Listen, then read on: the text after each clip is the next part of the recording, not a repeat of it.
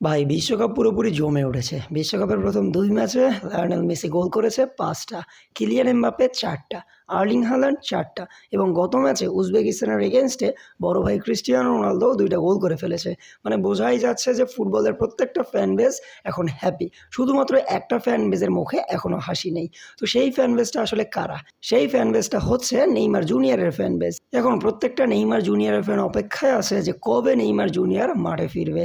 নিউজে এটাই দাবি করা হচ্ছে যে স্কটল্যান্ডের ম্যাচে নেইমার জুনিয়রকে হয়তো মাঠে দেখা গেলেও যাইতে পারে এবং এই ম্যাচটা দেখার জন্য প্রত্যেকটা নেইমার জুনিয়র ফ্যান অধীর আগ্রহে বসে আছে। কারণ ২০২৩ সালের পর থেকে নেইমার জুনিয়র জাতীয় দলের হয়ে ম্যাচই খেলেনি এবং এই জন্য তারা নেইমার জুনিয়র গোলের অপেক্ষায় নেই। তারা অপেক্ষায় আছে যে নেইমার জুনিয়র হলুদ জার্সিটা নিজের গায়ে জড়াবেন এবং আমরাও অপেক্ষায় আছি।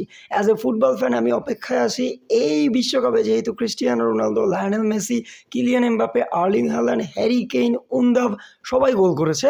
আমিও আশা করতেছি যে এই ম্যাচে যদি নেইমার জুনিয়র নামে তাহলে নেইমার জুনিয়রও হয়তো গোল করবে এবং আমি অনেক বেশি খুশি হব।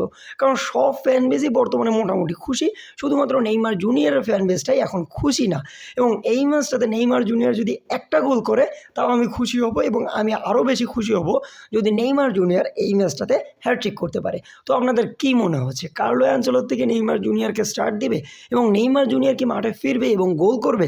যদি গোল করে তাহলে কয়টা করবে কমেন্ট বক্সে অবশ্যই জানিয়ে দিবেন।